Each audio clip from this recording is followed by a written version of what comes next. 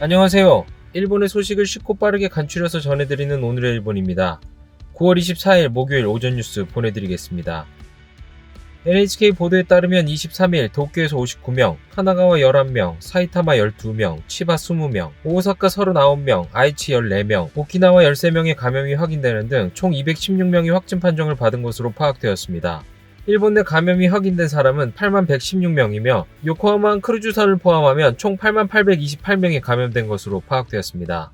한편 아이치에서 2명, 오사카, 후쿠오카, 이시카와 도쿄에서 각각 1명, 총 6명의 사망이 발생하였으며 누적 사망자는 일본 내 감염이 1525명, 요코하마 크루즈선 승선자를 포함하면 전체 1538명이 되었습니다.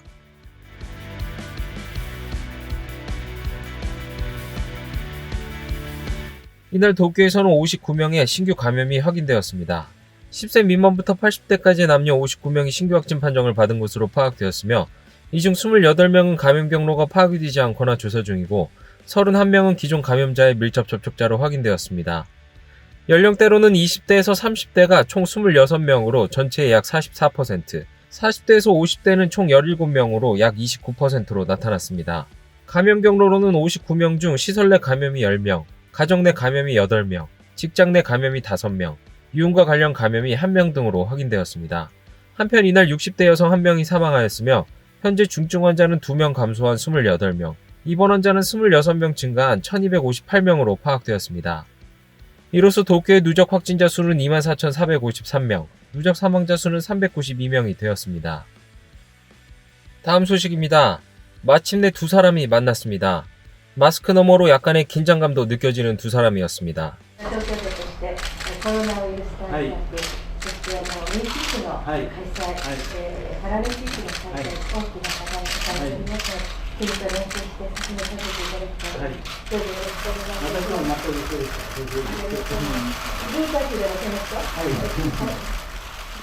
コロナ19 대응을 두고 갈등도 있었던 두 사람이지만 도쿄올림픽 개최를 향한 협력에 대한 생각은 일치하였습니다. 도쿄올림픽 개최를 목표하고 있는 스가 총리는 23일 국제올림픽위원회 IOC의 바흐 회장과 전화회담을 하였습니다. 두 사람은 도쿄올림픽 개최와 성공을 위한 감염 예방 대책 등을 논의한 것으로 확인되었습니다. 전화회담 전 바흐 회장은 코로나19로 인한 제약이 계속되고 있지만 우리는 안전하게 대회가 개최될 수 있다라고 본다라는 메시지를 공개하였습니다. 예정대로 개최된다면 약 10개월 후 전 세계에서 많은 사람이 일본에 찾아오게 되며 이를 의식한 정부의 움직임도 보이고 있습니다. 感染再拡大の防止と両立する形でどのように再開していくかについて政府全体としては真剣に検討していきたい。 현재 일본 정부는 아시아 등 일부 국가나 지역을 제외하고 외국인의 입국을 원칙적으로 금지하고 있지만 다음 달 초라도 전 세계로부터 입국을 재개하는 방향으로 검토에 들어갔습니다. 이러한 정부의 움직임에 일본의 유학을 희망하는 외국 학생이나 일본어 학교 측은 반가움을 표하고 있습니다. 本来4月から入ってくればですね、合わせますとやっぱり800人弱の学生たちが入ってくる予定だったのが今みんな待たされているという状況です。日本学校というのは結局外国人留学生の授業料が収入源の全てなんですね。他に助成金とか補助金とか一切受けていませんので、この授業料の収入がいわゆる4月からずっと激減しちゃったので、これは本当に大変な運営状況にあるというのは。 이번 입국의 완화는 유학생이나 비즈니스 관계자 대상으로 하루 수천 명을 전망으로 각 국가 조정 중에 있습니다. 그러나 세계로 눈을 돌리면 감염은 계속 확대되고 있는 상황입니다. 미국에서는 코로나19에 의한 사망자가 20만 명을 넘어섰습니다. 세계보건기구 WHO는 20일까지 일주일간 전 세계에서 200만 명의 신규 감염자가 보고되었다고 밝혔습니다. 이 숫자는 팬데믹 선언 이후 일주일에 보고된 수로는 최다입니다. 이날 도쿄의 신규 감염자는 59명으로 3일 연속 100명을 밑돌았습니다. 반면 해외에서 나리타와 칸사이 공항에 도착한 남성 4명의 감염이 확인되었습니다. 例えばシンガポールみたいにですね、感染者が非常に少ないような国と、インドのように今たくさん感染者が出ているような国から来る方、同じようなその対応をしてもですね、やはり効率が悪いというか、インドから来られる方の方がコロナを持ち込む可能性がやはり高いわけですので、そちらはやはりより厳重なですね、対応を本来はやはりすべきなんだろうと思います。ホテルでの待機が終わった後に症状が出てくるような人もですね、理論的にはゼロではありませんので、そうした場合まで考慮すると、例えばもう一段階ですね、どこかの入国した後何日か経ってもう一度 PCR するっていうような対応の国があってもいいのかなとは思います。 전 세계에서 많은 사람들을 수용할 경우 감염의 재확대의 우려에 대해 전문가는 국가별 감염 상황에 따라 유연하게 대응할 필요성을 강조하였습니다. 다음 소식입니다. 이날 총리 취임 일주일을 맞은 스가 총리는 만족감과 정권 운영에 자신감을 드러냈습니다. 就任の記者会見時に役所の縦割り、既得権益、そして悪しき前例主義を打破して規制改革を行う、そして国民のために働く内閣を作るお約束をしました。アンテナを高くして、スピード感を持って国民の皆さんのご期待にお応えをしたい、こう思っています。よろしくお願いします。 또한 총리는 불임 치료에 대한 보험 적용을 관계 강요들에게 지시하였으며 총리 주도 정책인 디지털청 설치 등 정권 운영에 자신감을 나타냈습니다. 이러한 스가 내각 주도로 진행하는 디지털청의 설치를 향해 관계 강요들이 모인 첫 회의가 23일 개최되었습니다. デジタル庁の創設は我が国の経済、社会の大きな転換につながる改革であり、今までにないスピードで取り組む必要があります。 스가 총리는 이날 회의에서 준비를 가속화하도록 재차 지시하였습니다. 중요하게 대처해야 할 사항으로 꼽은 것은 마이넘버 카드의 보급 촉진, 보조금 등을 지급하는 행정 절차, 온라인 진료나 디지털 교육 등이며 이는 코로나19 대응으로 밝혀진 것들입니다. 河野大臣からはですね、ハンコをすぐなくしたいと私も賛同します。 히라이 씨의 트위터 게시글에는 코노 씨와 함께 매주 1회 회의를 통해 조준할 타겟을 좁힌다라고 밝혔습니다. この新たな組織の創設により、国自治体のシステムの統一、標準化を行う、国民が当たり前に望んでいるサービスを実現し、デジタル化の利便性を実感できる社会を作っていきたいと考えます。 스가 총리가 내건 행정 절차의 디지털화가 발전한 국가는 한국으로 유엔의 전자정부 평가에서 세계 2위를 차지하였습니다. 한국에서는 인터넷으로 주민등록 등본 등을 간단하게 발급받을 수 있습니다. 게다가 출산이나 이사 같은 복잡한 절차나 심지어 국민연금 가입 기록의 확인, 납세증명서, 대학 졸업증명서 발급까지 집에서 컴퓨터로 가능합니다. 또한 연령 확인에 필요한 운전면허증 등도 디지털화하여 신분증의 도용이나 위변조와 같은 사회 문제를 정보통신 기술로 해결하였습니다. 今月中にデジタル庁の設置準備室を立ち上げてまいりたいと。来年中にはもう設立しないといけないというふうに思っています。 일본 정부도 이러한 디지털화를 위해 신속한 움직임을 보이고 있습니다. 스가 총리는 연말까지 기본 방침을 결정하고 내년 정기국회에 필요한 법안을 제출할 생각입니다. 다음은 NHK 여론조사 소식입니다.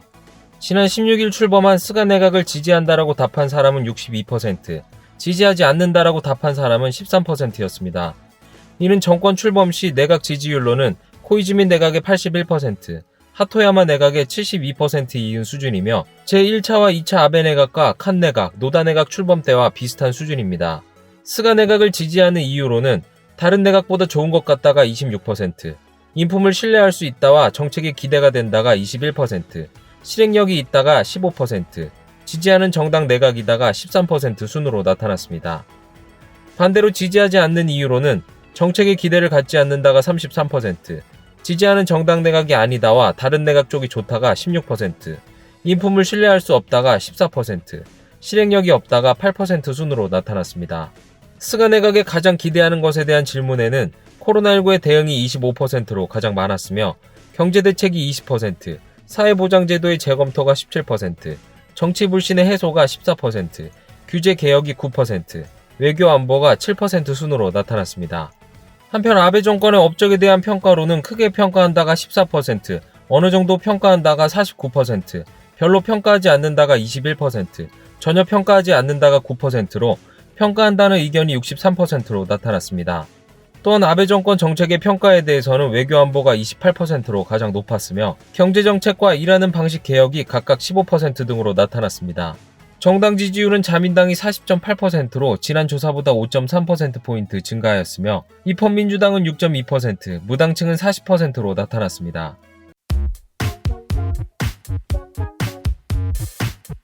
今度は与党幹部から菅内閣の言い間違いが飛び出しました。菅内閣が菅内閣がすみません菅内閣がスタートをして公明党の高木国対委員長は菅内閣を菅内閣と読み違えてしまいました。菅内閣といえば民主党政権の菅直人内閣ですが、菅内閣発足翌日の17日には麻生副総理も菅内閣は新しく菅政権が2回にわたり言い違える場面があったばかりでした。 다음 소식입니다. 한일 양국 정부가 스가 요시히데 총리와 문재인 대통령의 첫 전화회담을 24일에 치르는 방향으로 조정하는 것으로 나타났습니다. 한일 정상이 회담하는 것은 2019년 12월 아베 전 총리와 문 대통령이 중국에서 한중일 정상회담을 한 이후 9개월 만입니다. 회담에서는 코로나19 바이러스 대책을 둘러싼 협력 및 일본인 납치 문제 해결을 위한 협력과 북한 정세 등이 화제가 될 것으로 보이며 한일 관계 악화의 원인이 된 강제징용 판결에 대해서 어떻게 언급할지도 주목이 되고 있습니다. 문 대통령은 이달 16일 취임 축하 서한을 보내 스가 총리의 재임 중 한일 관계를 보다 발전시키도록 같이 노력하겠다라고 전했으며 스가 총리도 19일 어려운 문제를 극복하고 미래지향적 한일 관계를 맺어가기를 기대한다라며 답장을 보낸 바 있습니다. 다음 소식입니다. 아베 전 총리가 이달 19일 야스쿠니 신사에 참배한 데 대해 카토 카츠노부 관방장관은 정부로서 언급할 것이 아니라는 인식을 나타냈습니다. 아베 전 총리는 자신의 트위터에서 이달 19일 도쿄 쿠단의 야스쿠니 신사에 참배한 것을 밝혔습니다. 이에 대해 카토 카츠노부 관방장관은 오전 기자회견에서 총리를 그만둔 뒤에 참배한 것이므로 어디까지나 아베 전 총리의 개인적 참배로 알고 있다. 개인의 종교의 자유에 관한 문제이므로 정부로서 언급할 것이 되지 않는다라고 말하였습니다. 한편 기자단이 스가 총리가 재임 중에 야스쿠니 신사에 참배할지에 대한 질문에는 스가 총리가 적절히 판단할 사항이라는 것이 정부의 인식이다라고 말하였습니다. 다음 소식입니다. 스가 총리는 23일 일본은행의 쿠로다 하루이코 총재와 총리관저에서 회담을 가지고 정부와 은행이 협력하여 정책 운영에 임할 것을 앞으로도 계속할 방침으로 의견을 일치하였습니다. 스가 총리 취임 후 두 사람의 회담은 처음이며 이는 회담 이후 쿠로다 총재가 기자단에게 밝혔습니다. 쿠로다 씨는 정부 은행이 충분히 의사소통하자라고 말하였으며 총리와 쿠로다 씨는 국내외 상황이나 금융정책 운영 방침에 대해서도 의견을 교환한 것으로 알려졌습니다. 일본은행은 17일 금융정책 결정회의에서 현행 중인 대규모 완화를 유지하기로 한 바 있습니다. 쿠로다 씨는 결정회의 후 기자회견에서 아베 정권과의 협조 노선을 계속하여 스가 정권과도 연계하겠다는 의사를 밝혔습니다. 다음 소식입니다. 이날 총리관저에서 스가 총리는 키시노부 방위상과 회담하고 신형 요격 미사일 시스템 이지스 어쇼어의 야마구치, 아키타 두 현의 배치 포기에 대한 대체 방안의 검토 추진 등을 지시하였습니다. 회담 후 키시 방위상은 대신이 되고 스가 총리와 직접 이야기를 나눌 기회가 없어 오늘 의견을 교환했다. 스가 총리로부터는 전반에 걸친 말이 있었으며 제대로 해주세요라고 했다라고 말하였습니다. 다음 소식입니다. 빈에서 열린 국제원자력기구 IAEA 총회에서 22일 한국정부 대표인 정병선 과학기술정보통신부 제1차관이 도쿄전력 후쿠시마 제1원자력발전소에 쌓인 처리 오염수의 우려를 표한 데 대해 일본 측은 일본은 국제법에 따른 관련 정보를 적절한 방법으로 국제사회와 공유하고 있다라고 반박하였습니다. 후쿠시마 원전에서 처리된 오염수에 대해 일본은 바다나 대기 중으로 방출을 검토하고 있습니다. 이에 한국은 22일 연설에서 처분 방법을 정하기 전에 국제사회에 명료하게 설명할 의무가 있다라고 말하였습니다. 이에 대해 일본 정부의 대표는 각국의 연설 후 발언을 요구하며 후쿠시마 제1원자력 발전 폐로 작업은 IAEA에도 평가되고 있으며 향후 IAEA에 완전히 협력해갈 것이라고 설명하였습니다. 그 후 한일 양측의 발언에서 일본 측은 일본은 정보 공유 노력을 아끼지 않는다라고 한 반면 한국 측은 약속이 구체적인 행동으로 이어지기를 희망한다라고 말하였습니다. 오늘의 일본 소식은 여기까지입니다. 오늘도 즐거운 하루 되시길 바라겠고요. 저는 또 새로운 소식으로 찾아뵙도록 하겠습니다.